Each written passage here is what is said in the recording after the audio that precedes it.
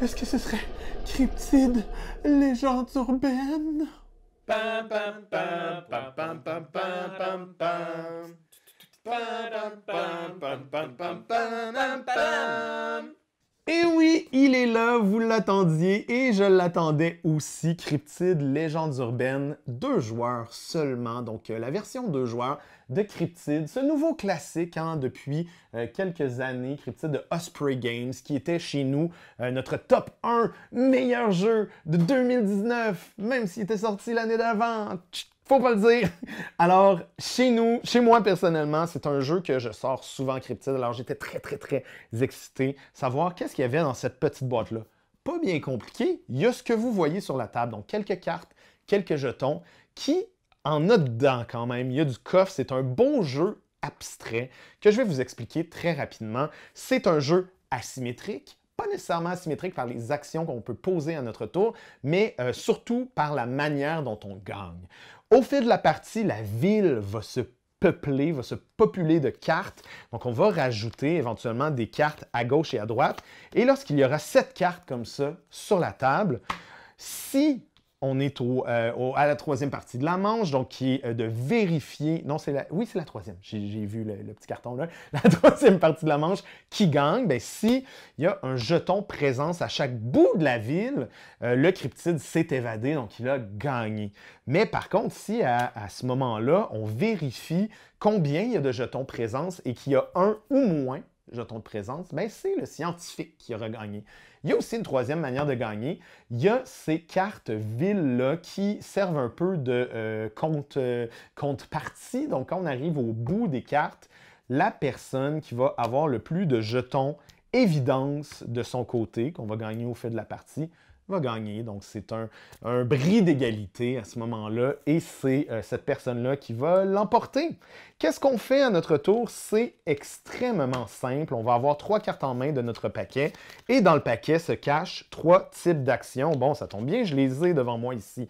On a Shuffle, Align et Split qui vont être 3 manières de déplacer les jetons de part et d'autre de la ville. Donc, si on réussit à faire ça, ben regarde, toutes les couleurs sont bien divisées, c'est extraordinaire. Ben non, c'est pas si extraordinaire que ça, parce qu'une fois que les jetons sont divisés, le Cryptide va devoir déterminer les, les caractéristiques qui sont... Ouh, il n'a pas aimé ce mot-là. Caractéristiques qui sont propres aux différents endroits. Donc, caractéristiques peut avoir 2 choses, un nombre ou des couleurs.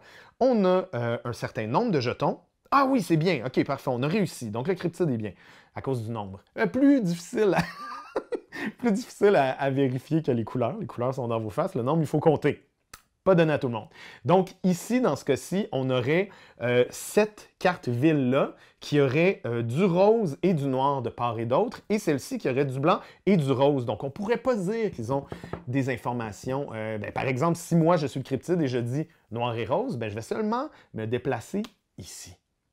Par contre, comme vous l'aurez vu, 4 jetons ici, 3 jetons là, ça fait un total de 7.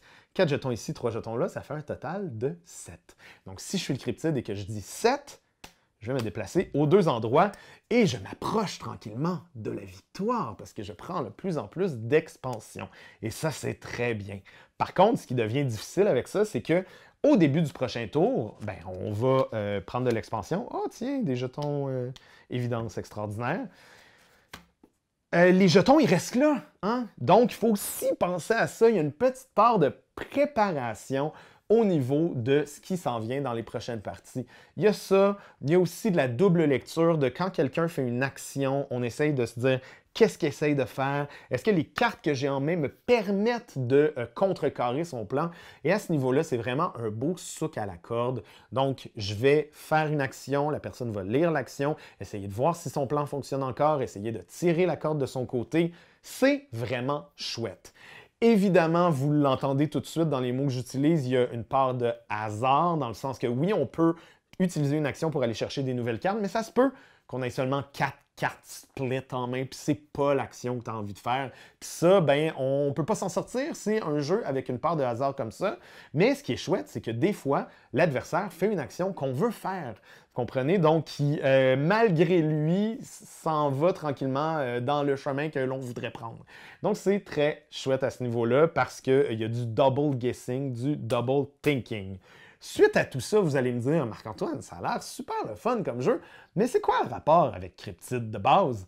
Il n'y a pas de déduction, il n'y a aucune enquête, il n'y a rien qui est caché, il n'y a aucune information cachée. Et où mon information cachée?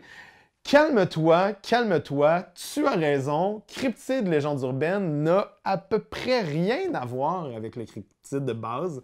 Je vais le dire très sincèrement, à part la thématique qui est déjà très tirée par les cheveux, j'ai pas vu grand rapport avec le jeu de base, puis je trouve que c'est dommage parce que, ben, clairement, c'est un coup marketing à ce niveau-là. C'est vraiment, ah oui, je suis excité, je vais essayer de... J'ai tellement aimé le jeu de base, j'ai tellement aimé ces mécaniques-là, j'ai tellement aimé l'intelligence artificielle, j'ai tellement aimé plein de choses qui se cachent dans cette boîte-là. Je vais voir comment Cryptid Légendes urbaines va remanier ces mécaniques-là. Ben, elles y sont pas, tout simplement. Donc, il n'y a pas, ça n'existe pas dans ce jeu-là. Puis, je mange pas mes mots. J'ai vraiment été, sincèrement, déçu à ce niveau-là que ce soit tellement loin de son grand frère. Il y a à peu près rien à voir. Ça fait pas que c'est un mauvais jeu. Au contraire, j'ai beaucoup aimé Légendes urbaines. J'ai eu beaucoup de plaisir. Par contre, on le dit souvent dans les critiques, est-ce que ça s'adresse... Là où le bas blesse, c'est est-ce que ça s'adresse à votre type d'intelligence, à votre type de plaisir? C'est quoi votre type de plaisir? C'est quoi votre... il est où le fun pour vous? Et si vous vous basez sur le titre Cryptid et que vous vous dites ben, j'ai adoré ça, je pense que c'est mon genre de jeu, ici, ce n'est pas la même expérience, ce n'est pas la même chose. Moi, j'ai joué avec ma copine qui a adoré Cryptid, on le sort encore souvent. Et elle n'a pas du tout aimé son expérience de Urban Legend. Ce qui est dommage, ce qui m'a fait de la peine, parce que c'est un bon jeu. Vous comprenez? Il y a du bon stock là-dedans. À la limite, même ce type de thématique-là pourrait fonctionner, mais on n'y est pas. On s'éloigne vraiment de ce que le jeu de base était. Puis ça, je trouve ça pas le fun. Je ne sais même pas comment l'exprimer, parce que c'est la première fois que ça m'arrive. Souvent, on va jouer à un jeu qui est dans la même collection, disons, qu'un autre jeu, puis on va faire « Ok, je comprends, c'est un peu tiré par les cheveux, mais c'est correct. » Ici, à part le titre, il n'y a à peu près rien. Et ça, c'est dommage. Parce que ça, à long terme, je crois que ça va lui nuire parce que c'est un beau petit jeu, un petit jeu de cocktail, très relax, où est-ce qu'on joue, puis on a envie d'en faire une autre, puis une autre après.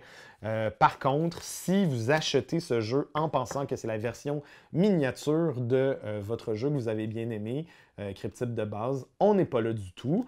Je suis surpris en fait.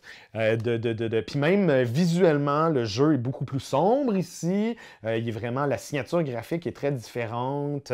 Le type de mécanique qu'on va faire, le type d'action qu'on va poser est extrêmement à l'opposé du jeu de base. Donc, c'est ça. Pour ce qui est du lien entre les deux, je pense que je me suis fait assez clair. Il y en a peu.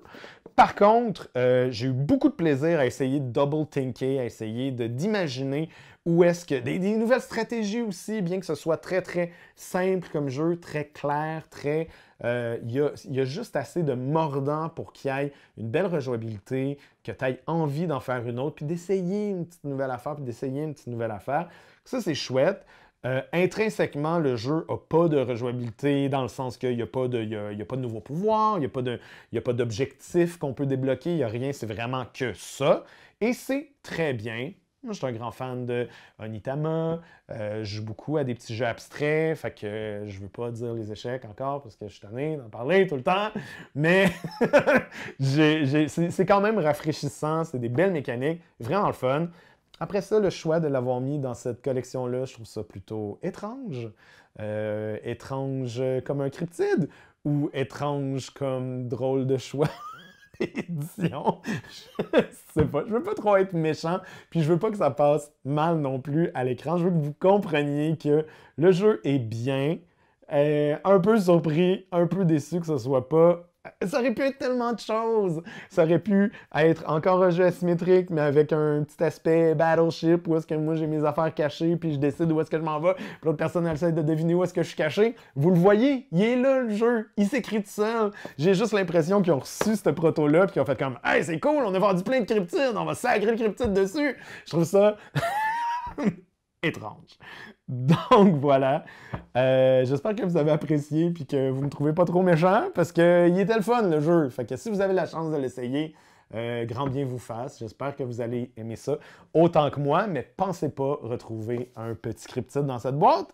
C'est quelque chose d'autre, quelque chose qui est bien, qui est un petit peu étrange, qui est un tout petit peu compliqué, mais qui est quand même un beau petit casse-tête intéressant. Cryptide, légende urbaine. C'est toi de trouver l'épisode de jour du Popoche? Sonne la cloche! Sonne la On cloche! parle de jeu, like-nous, commande, suis-nous, suis-nous! Ouais. Sonne la cloche! Sonne la cloche! Partage à tes amis, partage à ta mamie, Oh ouais. ouais, Sonne la cloche! Sonne la cloche! Commente en wave, fais le mon titi! Sonne la cloche! Sonne la cloche! Sonne la cloche comme quand Jésus a sonné à la porte pour aller souper chez Zachée.